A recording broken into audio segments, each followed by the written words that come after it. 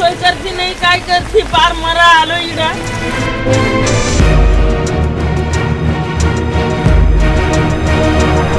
नाशिकमध्ये पावसाचा जोर वाढला आणि शहरातील अनेक भागांमध्ये पाणी साचण्याच्या समस्या पुन्हा एकदा उघड झाल्यात। रस्ते असो किंवा घरांचे अंगण, अनेक ठिकाणी पाणीच पाणी साचल्याचं चित्र समोर येत आहे। विकासाच्या दाव्यांमध्ये पावसाचं पाणी मात्र अजूनही अडकून बसल्याचं वास्तव नागरिकांना अनुभवायला मिळत आहे।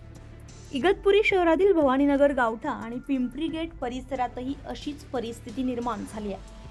मुसळधार पावसामुळे रस्त्यावर मोठ्या प्रमाणात पाणी तुंबलं असून हा मार्ग अक्षरशः जलमय झालाय।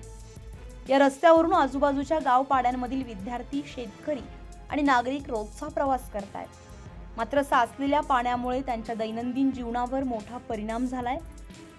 काही घरांमध्ये तर पाणी शिरल्यानं नागरिकांना घराबाहेर पडणंही कठीण झालंय।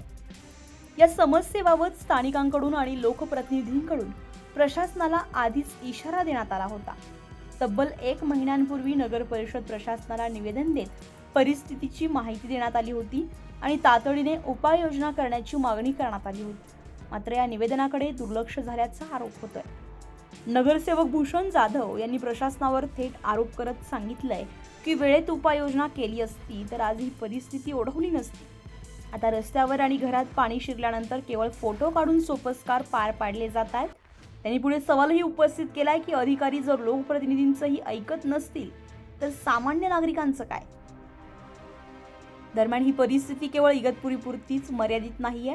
नाशिक शहरातील अनेक भागांमध्येही पावसामुळे पाणी साचल्याच्या तक्रारी समोर येत आहेत। ड्रेनेज व्यवस्थेतील त्रुटी, अपूर्ण काम आणि नियोजनाचा अभाव यामुळे दरवर्षी पावसाळ्यात नागरिकांना अशाच समस्यांचा सामना करावा लागतो। पावसाचं पाणी साचणं ही नैसर्गिक बाब असली तरी त्याचा निचरा न होणं ही व्यवस्थेतील त्रुटी असल्याचं नागरिकांचं म्हणणं आहे। त्यामुळे आता प्रश्न केवळ पावसाचा नाही तर नियोजनाचा आणि जबाबदारीचा देखील आहे।